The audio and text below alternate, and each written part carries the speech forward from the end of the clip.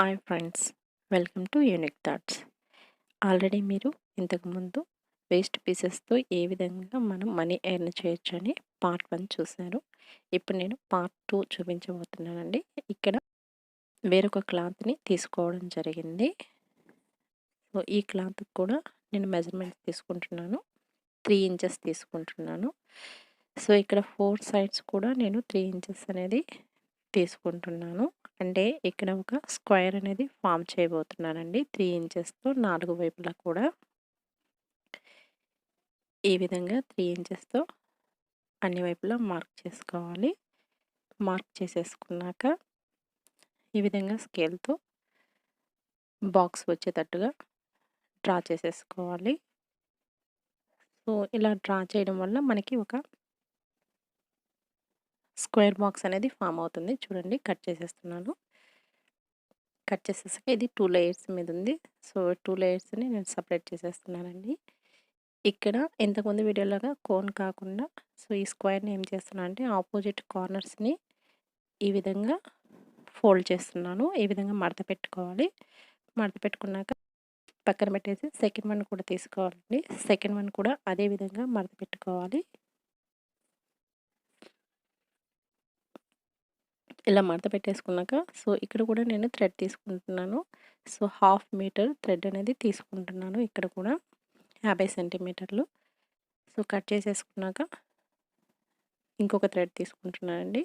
ఎందుకంటే మనకి డోరీ 2 కావాలి కాబట్టి లెఫ్ట్ రైట్ 2 వైపులా పెట్టుకుంటాం కాబట్టి తీసుకున్నాక యాజ్ ఇట్ ఈస్ ఇంతకుముందు వీడియోలో ఏ విధంగా అయితే స్టిచ్ చేసామో అదే విధంగా థ్రెడ్ని ఈ విధంగా సెట్ చేసేసుకొని ఫోల్డ్ చేసేసుకొని సో కోన్ షేప్లో వచ్చే విధంగా మన స్టిచ్చింగ్ అనేది చేసుకోవాల్సి ఉంటుంది. చూడండి, ఇక్కడ సెట్ చేయడం అనేది జరుగుతుంది. సెట్టింగ్ అయిపోయిందండి. ఇప్పుడు చూడండి, కోన్ షేప్లో వచ్చేదానికి మనం ఇక్కడ స్టిచ్ అనేది వేసుకోవాలి. స్టిచ్ అనేది ఇక్కడ చూడండి, ముందుగా మనం స్టిచ్చింగ్ చేసేటప్పుడు స్టార్టింగ్లో ఖచ్చితంగా రఫ్ చేసేసుకోవాలి. ఎందుకంటే థ్రెడ్ అనేది ఊడిపోకుండా ఉండడం కోసము. సో అదేవిధంగా స్టిచ్చింగ్ చేస్తూ థ్రెడ్ మీద వచ్చేటట్టుగా చూసుకోవాలి. థ్రెడ్ స్టిచ్చింగ్ అనేది ఇక్కడ కూడా రఫ్ చేసుకోవాలి. రఫ్ చేసేసుకున్నాక చూడండి, ఎక్స్ట్రా పీస్ ఏమన్నా ఉంటే దాన్ని మనం కట్ చేసేసుకోవాలండి. సో అయిపోయింది. ఎక్స్ట్రా పీస్ని కటింగ్ అయిపోయిన తర్వాత మనం టర్న్ చేస్తున్నాము. ఇక్కడ ఏముంది స్పెషల్, నార్మల్గా ప్లెయిన్గా ఉంది అని మీరు అనుకోవచ్చు. కానీ నేను కొంచెం డిఫరెంట్గా థింక్ చేశాను. అదేంటంటే మీరే చూడబోతున్నారు చూడండి. సో ఇది ప్లెయిన్గానే ఉన్నవి ఇవి 2, కానీ వీటిని కొంచెం డిజైన్ చేయబోతున్నాను. అది కూడా వేటితో డిజైన్ చేయబోతున్నాను మీరే చూడండి. ఇవే థర్మాకోల్ బాల్స్ అండి. సో ఈ థర్మాకోల్ బాల్స్తో ప్లెయిన్గా ఉన్నటువంటి ఆ కోన్స్ని డిజైన్ చేయబోతున్నాను. ఇక్కడ నేను ఫెవికాల్ యూజ్ చేస్తున్నాను అటాచ్ చేయడానికి. చూడండి, ముందుగా మనం ఫెవికాల్ని కోన్కి అప్లై చేసేసుకొని థర్మాకోల్ని అటాచ్ చేయాలి. సో ఇక్కడ నేను 2 కలర్స్ థర్మాకోల్ యూజ్ చేస్తున్నాను, yellow and pink colours.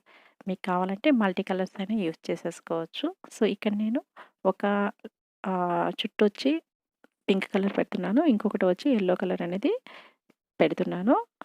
So చూడండి, మీరే ఎంత బాగా వస్తుందో మీకే అర్థమవుతుంది ఫైనల్ ఫినిషింగ్ అనేది. సో కామన్గా కోన్ షేప్ మనం స్టిచ్ చేసుకొని హ్యాంగింగ్స్ అనేటివి వేసుకోవడం చాలా కామన్. సో అందుకని కొంచెం డిఫరెంట్గా, అది కూడా మన ఛానల్లో ప్రతి ఐటెం కూడా లో కాస్ట్లోనే చూపించబోతున్నామండి.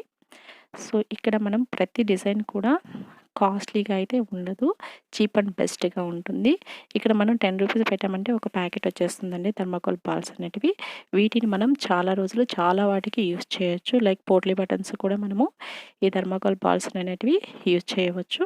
సో వీటిని కూడా మనం సెల్ చేయొచ్చండి. ఎందుకంటే మనం వీటిని కూడా మనం అమ్ముకోవచ్చు. అంటే కొనేవాళ్ళు ఎక్కువ మంది ఉంటారండి అవుట్ సైడ్. ఎందుకంటే చేత కాదో లేదంటే వాళ్ళు ఎక్కువ టైం పడుతుందని అనుకొని ఎవరైతే స్టిచ్చింగ్ చేస్తూ ఉంటారో వాళ్ళు కొనే అవకాశాలు ఎక్కువగా ఉన్నాయి. కాబట్టి మీరు కూడా ట్రై చేయండి. ఖచ్చితంగా మీరు కూడా విన్ అవుతారు ఈ విషయంలో. చూడండి, 2 లేయర్స్ ఐ మీన్ 2 లైన్స్ అనేటివి కంప్లీట్ అయిపోయినవి. థర్డ్ లైన్ అనేది పెడుతున్నాను. సో ఇక్కడ ఫస్ట్ పింక్, తర్వాత ఎల్లో కలర్, మళ్ళీ పింక్ కలర్ పెడుతున్నాను.